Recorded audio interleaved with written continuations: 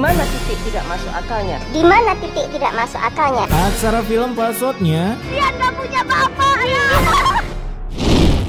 Pada suatu kisah, sebelum terciptanya pengobatan BPJS budget pas-pasan jiwa sehat, terdapat sebuah apotek yang keberadaannya sangat langka di kampung Nganjuk City dan tentunya sangat laris. Saya cuma ada 100.000, Pak. Ya sudah nggak apa-apa, Pak. Nah, kalian tahu kan kenapa bisa laris? Yang jual kagak ada niatan kaya, cuy. Panggil aja bapak ini Usen yang dari kejauhan udah diintai oleh saingannya karena toko Usen begitu ramai. Buset, udah kayak mau top up diamond, cuy. Merasa kalah saing, babang begundal bernama David pun langsung melakukan ceramah di toko Usen karena telah menjual obat-obatan dengan harga yang jauh di bawah rata-rata UMR Karawang, meskipun bacotannya bisa ditangkal hanya dengan sebuah kalimat rezeki udah daya ngatur, Pit. Yang membuat David seketika ingin selesai berjualan obat dan memutuskan review gadget. Nah, ketika balik, istri David pun memberikan rekomendasi cara menyingkirkan pesaing dengan cara yang lumayan ekstrim. Karena saat malam harinya, ketika Usen lagi menghitung cuan untuk dipakai depo beli kripto, mengsumonlah sebuah asap. Buset, tiba-tiba ada semburan naga COC, cuy. Yang dilanjutkan dengan semburan naga khas ikan terbang yang kebakaran macam apa kayak gini. Serasa lagi bakar sate. Sementara Usen harus terjebak di dalam yang membuat Usen mati terpanggang tanpa rasa barbecue. Di mana di rumah anaknya bernama Ardi pun merasa sesuatu yang janggal dan benar saja, selang beberapa menit ia pun diberikan kabar sebuah surprise kalau Ardi akan menjadi tim 2 ketika mendengar dokter mengatakan kalau bapaknya udah sekarat. Nah, saat dicek ke rumah sakit, ini Usen korban kebakaran apa kecelakaan anjing? Mana luka bakarnya? Di sana sebelum mengeningkan cipta dinyanyikan, Usen pun memberikan pesan immortal agar anaknya selalu ada di jalan kebenaran, jangan balas dendam dengan siapapun yang membuat nyawa bapaknya terdeletkan, dan setelah kata-kata itu rilis, akhirnya si bapak pun dinyatakan berpulang kembali ke kursi penonton. Itu lagi ngecek radang tenggorokan apa ngapain, Dok? Innalillahi wa inna ilaihi raji'un. Keesokan harinya saat pemakaman bapaknya, datanglah manusia dobleh bermuka dua yaitu dua begundal ini yang pura-pura kehilangan saingannya padahal hasilnya full senyum, dan ternyata si David sebelum mengenal gadget ini adalah kakak dari Usen. Buset dah, tega kali cuy, ngedelete pesaing meski itu abang sendiri. Nah, setelah kepergian Usen, kini David bebas menjual obat dengan harga was-was karena para pelanggannya begitu bagong mendengar obat mencret dihargai seharga skin Starlight itu pun dapat kembalian. Nah, Bu, ini obatnya nih, Bu. Jadi semuanya 200.000. Gua sih mending top up ML daripada beli obat. Namun apa daya, karena toko obat di sana tinggal toko David doang, sisanya udah habis dibakar oleh David. Para warga pun terpaksa mencek out meskipun dengan harga kagak ngotak. Akibat toko bapaknya udah ludes kebakar naga COC, kini Ardi pun berpikir tutorial jualan sisa obat di toko bapaknya tanpa perlu sewa ruko. Kebetulan di zaman ini belum mengenal apa itu jualan online karena belum terserang COVID. COVID mengajarkan kita buat ketergantungan belanja online, cuy. Di hari itu juga Ardi pun memutuskan untuk membangun usaha apotek keliling dengan berjalan kaki menawarkan berbagai macam obat ke para mantan langganan Usen. Obatnya, Pak. Bu. Wah, kebetulan saya lagi mencari obat batuk untuk suami saya. Seketika semua warga pada berpenyakitan, cuy. Merasa nyari uang sangat easy peasy, kini Ardi pun nambah semangat menawarkan usaha apotek kelilingnya yang kebetulan di tengah jalan bertemu dengan bapak-bapak berpenyakitan. Sudah lama saya tidak menghirup udara segar seperti ini. A few moments later. Dengan hadirnya apotek keliling milik Ardi, si bapak ini pun berhasil terselamatkan dari pendeletan nyawa, padahal di neraka baru aja mencatat penambahan member untuk bapak ini. Ini, udah gak apa-apa. Bisa-bisanya dia mau ngembaliin setelah habis dipakai. Rasa jigong bapak masih menempel di sana, Pak. Melihat tas Ardi banyak berisi obat, si bapak pun awalnya mengira kalau Ardi habis melakukan kegiatan buka ruko obat, modal linggis dan lari cepat. Tapi ketika mengetahui Ardi membangun startup apotek keliling, si bapak pun seketika ingin membayar obatnya meskipun kagak dikasih oleh Ardi yang memang tak memiliki ambisi untuk menjadi kaya. Apa itu balik modal? Apa itu untung? Lemah, cuy. Di sisi lain ternyata bapak tadi yang hampir ingin meningsoi memiliki anak perempuan yang begitu ahai. Begitu good looking, panggil aja Tini. Dan saat bapaknya datang, ia pun menceritakan kisah hidupnya yang ketemu dengan sang penyelamat bumi bernama Ardi. Karena telah membantu menghapus nama bapaknya yang udah dicatat oleh malaikat kematian akibat keenakan menghirup asap polusi di perkotaan. Makanya ayolah warga kota pindah ke kampung. Nah, di toko obat David, ia pun merekrut seorang builder bernama Dipa yang memiliki tingkat kesanggurutan begitu ekstrim. Terlihat dari ketika ia melihat istri David, jiwa-jiwa pengicilikan di dalam dirinya pun langsung muncul.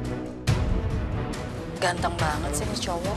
Anjas, ketika judul film berubah cuy, aku diicilik builderku. Kemudian malam harinya, karena buildernya begitu good looking, bunga kembang sepatu ini pun langsung ngajak chatan yang isi chatnya sangat mengadehkan. Mana ada orang membuka obrolan dengan kata-kata kayak gini anjing? Minimal basa-basi dulu bang, baru ulti. Terlebih lagi saat David masuk ke kamar, nah ini lebih menghadehkan lagi cuy. Kamu nge-tag siapa sih? Malah salah server, bang. Dia lagi chattingan bukan bikin story IG. Untungnya si David kagak curiga karena ada hal yang lebih penting yang mau dibahas, yaitu usaha apotek keliling milik Ardi. Hasil melalui kecerdikan bunga yang kebetulan bunga keturunan Mail sewaktu jadi kancil. Malam itu juga ia pun datang ke rumah Ardi yang padahal lagi enak-enak mimpi memiliki orang tua. Aduh gelap. Sehingga karena Ardi lagi bermimpi, David pun dengan mudah mengambil tas milik Ardi yang full berisi obat-obatan, bahkan obat terlarang juga ada di sana. Tapi aduh. Mas, kamu berhasil. Siapa itu? Giliran cuman tas jatuh dia kebangun, giliran orang bobol pintu kagak bangun-bangun anjing. Meskipun udah kebangun, sayangnya Ardi telat menyelamatkan tas full berisi obat miliknya karena udah lebih dulu dibawa kabur oleh David, yang bahkan Ardi pun tak tahu kalau David lah pelakunya. Nah, keesokan harinya saat lagi ngampus, anjas di, minta WA-nya di. Ia pun ditabrak oleh Tini yang bukannya minta nomor WA-nya, si Ardi malah gagal fokus melihat biaya tunggakan kampusnya. Buset, ini kalau gue minta nomor WA-nya dulu lah.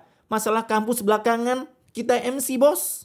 Di jalan Ardi pun mulai memikirkan gimana cara nyari uang sementara tas miliknya udah dicuri, yang padahal usaha jualannya ini udah banyak para minion yang nanyain. Kok nggak jualan obat lagi di?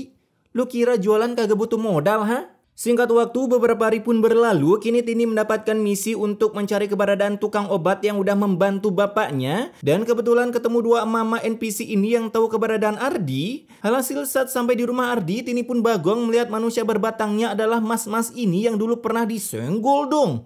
Begitu juga dengan Ardi yang full senyum sambil berkata, rezeki emang kagak kemana cuy.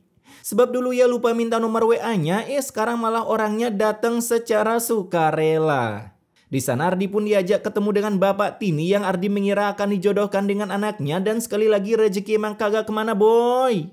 Tapi saat sampai ternyata si bapak bukan ingin menjodohkan anaknya, melainkan memberikan sesuatu yang lebih spesial, tutorial menjadi kaya. Kalau kamu masih ingin jualan obat keliling, biar saya kasih modal. Gimana? Itu dia, kalau udah ada usaha uang lancar, wanita mana sih yang kagak kepincut? Sehingga mendengar itu si Ardi langsung gak setuju karena kini ia bisa menghilangkan titel penganggurannya meskipun peringkat nganggurnya baru 3 hari. Dikasih modal deket sama anak si bapak, untung banget bapak mau mending soy bang. Nah di sisi lain ada dua sejoli yang kebetulan lagi ditinggal oleh David beli cireng di warung Bu Judas. Jadinya dengan kesempatan ini si Dipa langsung mengajaknya check in di sebuah restoran remang-remang yang kemudian menyatakan perasaannya. Kamu tuh beda sama dia. Cinta aku gak bertepuk sebelah tangan loh. Anjas, selera Dipa tante-tante cuy. Karena Dipa berhasil menjadi sugar glider bunga, kini ia pun dengan berani mengantar bunga sampai depan rumahnya berharap dapat kesempatan melakukan pengicilikan. Tapi akibat Ardi berflicker ke sana, kesempatan mereka pun harus kandas karena takut nanti perbuatan tersebut malah dicepukan ke suaminya yang ada di dalam rumah. GG gaming sekali boy. Suami ada di rumah, dia terang-terangan diantar manusia berbatang lain. Kemudian ketika hari udah berganti warna, datanglah Tini yang ingin mendekatkan diri dengan Ardi dengan cara membantunya berjualan obat keliling menggunakan kaki. Obatnya pak, bu. Vibes-nya kayak pedagang obat kuat anjing. Dan baru aja keluar, obat Ardi pun udah diburu oleh bapak-bapak yang menderita kelainan. Karena jika mengkonsumsi obat tiap hari, tingkat kuastetannya makin bertambah. Mau beli obat pak, bu? Iya, saya beli ini obat sakit kepala. Ekspresi kayak gak punya penyakit, tiba-tiba beli obat sakit kepala. Wah, kamu hebat ya Har. Aku pamit duluan ya. Aku lagi ada urusan. Katanya mau bantu jualan, baru jalan 30 meter udah lock out. Karena Tini pergi, Ardi pun melanjutkan penjualannya sendirian sampai ketemulah ia dengan David yang cangkemnya semakin barbar mengerosting Ardi. Bahkan ia pun memberikan sebuah tsunami fakta tentang bagaimana Ardi bisa mengyatimkan. Om yang ambil tas obat aku waktu itu. Bahkan Om yang bakar toko obat bapak kamu. Beginilah ketika belum terciptanya organisasi seragam coklat cuy. Para penjahat bebas berkata jujur. Sama saat melakukan pengicilikan, namun saat membayar Ardi yang tak memiliki kembalian, ia pun malah meninggalkan barang-barangnya begitu saja. Sehingga Dipa pun langsung memasukkan beberapa obat ilegal yang di luar nalar cuy. Kata-kata langka. Padahal cangkem udah berbusa ke orang overdosis, bisa-bisanya selamat anjing. Giliran kejedot beton langsung wasted.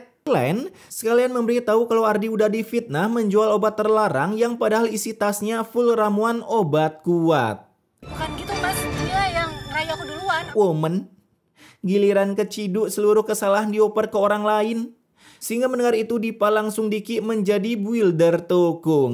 Dengan kegege-gamingan Ardi dalam berjualan, dalam satu hari ia pun bisa laris manis dan berhasil mendapatkan cuan yang berlebihan. Punya oles pemikat bidadari, bahkan di depannya pun udah nongol bidadarinya. Anjas.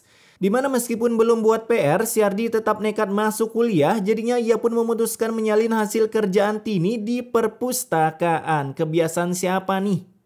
Di sisi lain, dua begunal ini rupanya ketemuan lagi dan sekarang mereka udah sah mengambil hak menikah dengan Dipa. Terkena efek tersebut, sedangkan bapak ini akhirnya mau bekerja sama dengan Ardi dengan memesan satu kresek full karena kebetulan para pelanggannya di sana selalu menanyakan obat bunuh diri yang tak menyakitkan akibat udah capek memikul piling. Kamu saya terima bekerja di rumah sakit saya. Anjas, meskipun kampus ilegal kerjanya legit cuy. Banyak tapi nggak ada tanggungan. Aku terima lamarannya. Nggak usah kaget gitu bang. Lu makin minyak oles kan? Malam hari. Tamat? Oke, pesan immortality-nya di sini, jika kalian ketemu bapak-bapak yang minta pertolongan, tolonglah dengan ikhlas karena siapa tahu bapak tersebut punya anak perempuan yang mungkin mau dijodohkan dengan kalian. Satu pertolongan, satu anak melayang.